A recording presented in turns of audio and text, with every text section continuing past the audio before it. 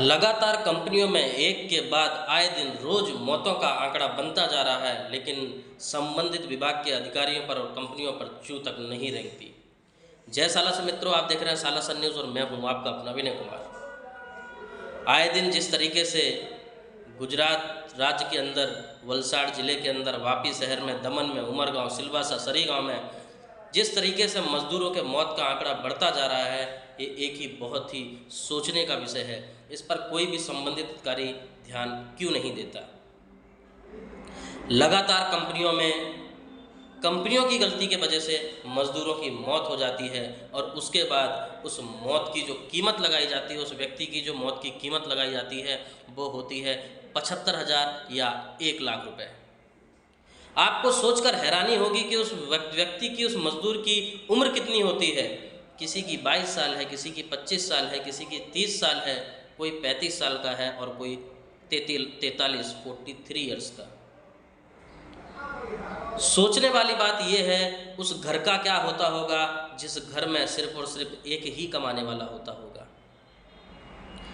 उस परिवार का चिराग तो बुझता ही होगा, साथ ही साथ उस परिवार में रहने वाले सदस्य भी सारे के सारे अनाथ हो जाते होंगे, जिस घर में कमाने वाला सिर्फ और सिर्फ एक ही व्यक्ति होता है।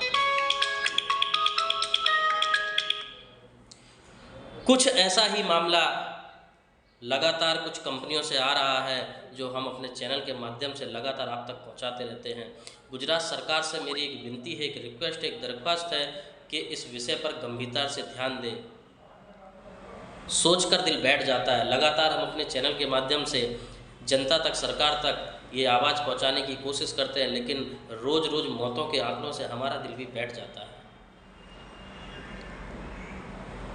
1500, 2000, 3200 किलोमीटर दूर से जो मजदूर यहाँ कमाने आता है, उसका परिवार इस आस में बैठा रहता है कि मेरा पुत्र, मेरा बेटा, मेरा पति या मेरा पिता पैसे कमाकर वहाँ से भेजेगा, तब हम रोज़मर्रा की ज़िंदगी में यूज करने वाला, इस्तेमाल करने वाला सामान लेंगे, तब उनका पेट भरा जाएगा जब यहाँ दूर देश से कमाकर वो व्यक्ति भेजेगा। लेकिन उन्हें क्या पता उस व्यक्ति के साथ क्या हुआ। खबर पहुँचती है कि आपके परिवार का वो सदस्य आज नहीं रहा। आप सोचकर देखिए क्या गुजरती होगी उस परिवार के ऊपर, जिस परिवार में कमाने वाला एक ही व्यक्ति हो। व्यक्ति परिवार में 4 कमाने वाले या 10, उससे फर्क नहीं पड़ता, लेकिन एक व्यक्ति के मौत की जो कीमत है वो तब समझ में आती है जब हमारे परिवार का कोई सदस्य हमसे दूर हो जाता है। लेकिन यहाँ वलसाड़ जिले के अंदर अधिकतर सालासर न्यूज़ जो न्यूज़ कवर कर रहा है, वो देखने लायक है, समझने लायक है, सोचने लायक है। मैं संबंधित अधिकारियों से भी पूछता हूँ, क्या आप अपने कार्य को सही ढंग से कर रहे हैं। लगातार सेफ्टी को लेकर ही कंपनियों के ऊपर सवाल उठते हैं और उसी सेफ्टी की वजह से ही उस मजदूर की मौत भी होती है। किसी कंपनी में मजदूर को करंट लग जाता है, किसी कंपनी में मजदूरों को हेलमेट नहीं दिया जाता, किसी कंपनी में मजदूरों का हाथ चला जाता है, किसी कंपनी में मजदूर मशीन में चले जाते हैं, किसी कंपनी में मजदूर को मशीन के द्वारा चोट लग जाती है। ऐसे ना जाने कितने केस, किसी कंपनी में मजदूर को केमिकल लग जाता है, पाउडर चला जाता है, ऐसे ना जाने कितने केस लगातार आ रहे हैं। और तो और ये भी सोचने वाली बात है कि कोई ये सब जानबूझकर नहीं करता, लेकिन उसके बाद जब उसकी मौत हो जाती है तो उसके मौत की कीमत लगती है 75,000 रुपये, 1 लाख रुपए। साहब आप सोच कर देखिए, क्या वो व्यक्ति अगर 25-30 साल का है, 60 साल तक, वो क्या 1 लाख रुपए ही कमाता है और उस 1 लाख से ही उस परिवार का खर्चा चलता है। उस परिवार के भरण पोषण की जिम्मेदारी कौन लेगा। उस परिवार का क्या होगा। वो परिवार आखिरकार कहाँ जाकर भीख मांगेगा।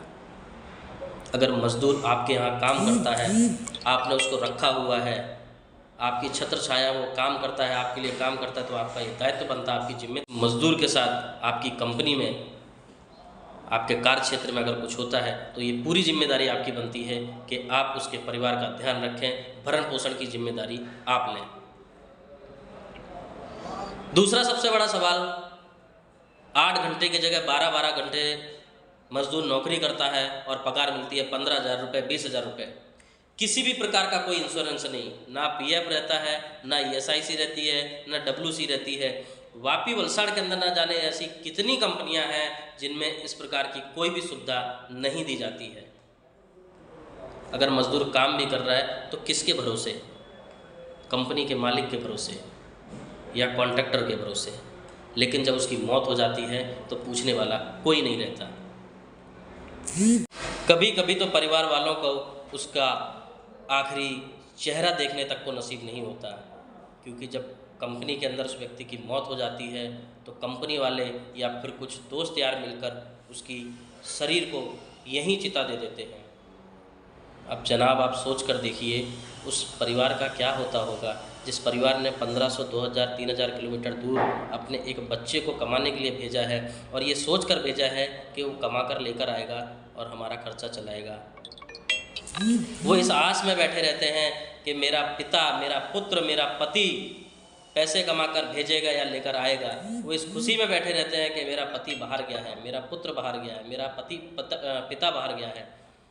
लेकिन कभी कभी जब अचानक उनके घर पर एक गाड़ी दस्तक देती है और गाड़ी में से गाड़ी जब खोलकर देखा जाता है तो उस गाड़ी में से एक सफ़ेद कपड़े में कुछ लिपटा हुआ उनको दिखाई देता है।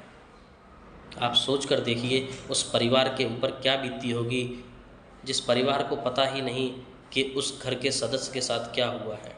लेकिन जब आखिरी बार वो उसको देखते हैं तो उनको दिखता है कि वो व्यक्ति एक सफ़ेद कपड़े में लिपटा हुआ यहाँ पर आया है, जिंदा नहीं, उसकी लाश यहाँ पर आई है। हम और आप सिर्फ सोचकर, देखकर ही बैठ जाते हैं, लेकिन उस परिवार का क्या होता होगा जिस परिवार का सदस्य उसके साथ नहीं रहता।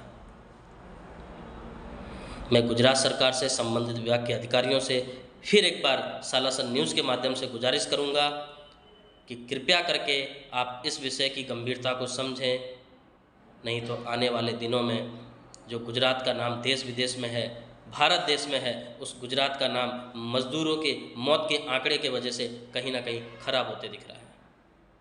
धन्यवाद।